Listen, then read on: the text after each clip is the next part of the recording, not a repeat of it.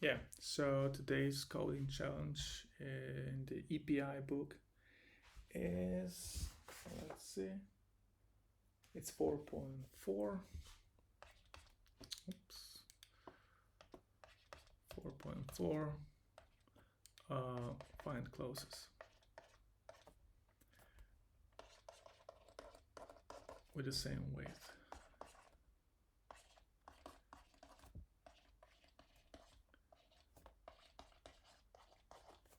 Okay, what this means is that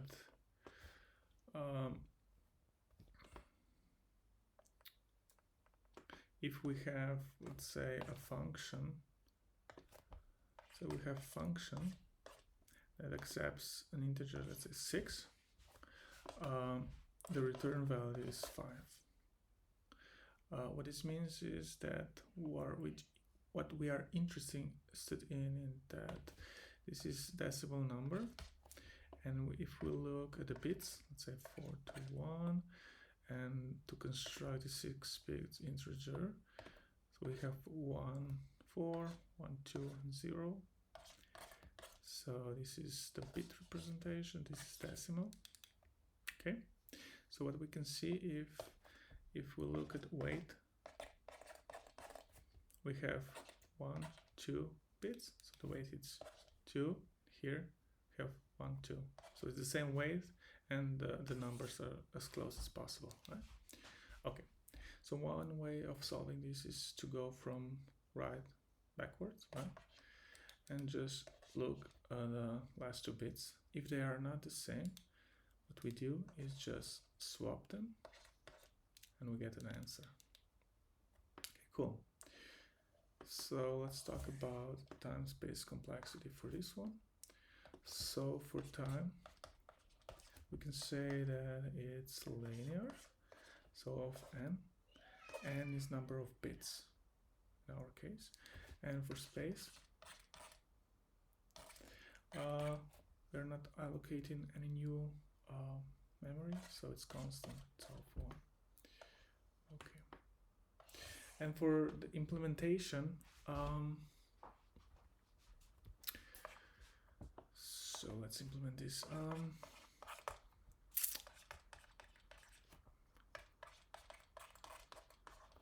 We have a number,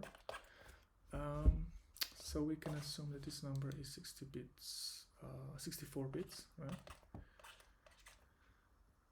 So what we'll do is just iterate over each index for I in range 1, right? And if let's have a helper get bit for this index, if it's not the same as get bit the next index, if those 2 bits are not the same, we just return those 2 swap bits or the result of the swappage. So turn, have another helper swap x I plus 1.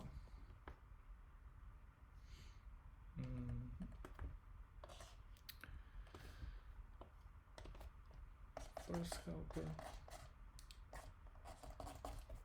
the second helper. Okay, cool. So we're basically done. You can also, yeah, let's implement the helpers as well here. So first helper is get bit.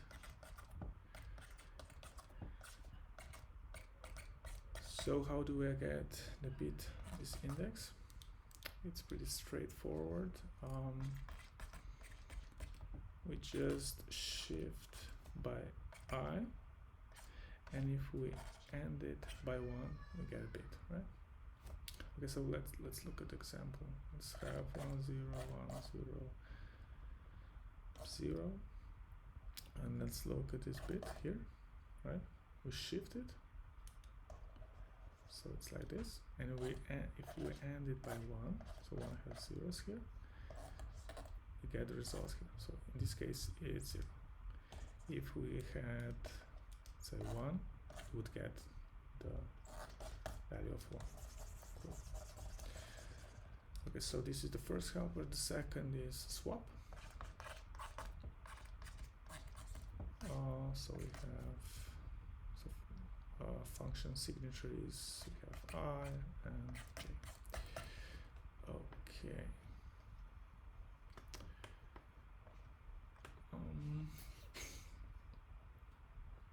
So we could use mask here. So let's create a mask. It will be the shifting of the I. It's the OR operator with J. And we will use XOR. So if we do XOR with a mask, we will get the swappage, right? How this function is, if we have, let's say that we have 10 numbers here, and the mask, let's say that we want to swap this guy and this guy. So the mask is like this, right?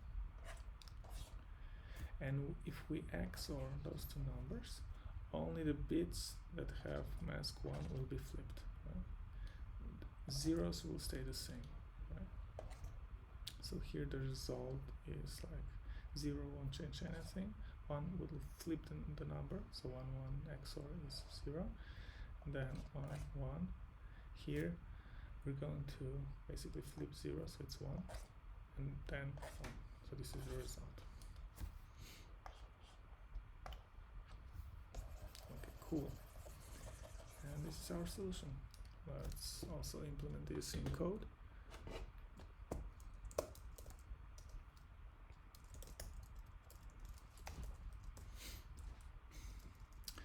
So we have 64 integer.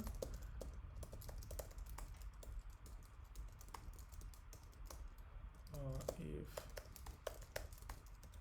current index is not the same next index, we just swap doing I and I plus 1.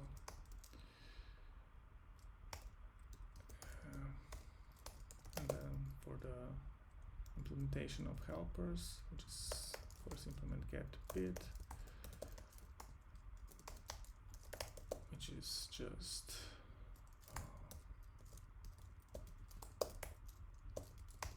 this. And then for the swap function, so we have mask.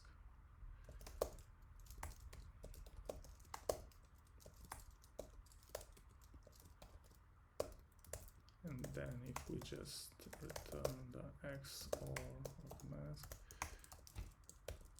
should be good. Okay, we are not returning anything.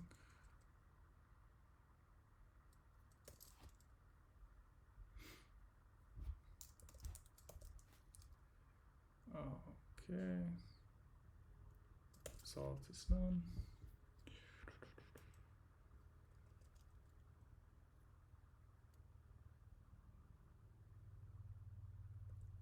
What's the problem here?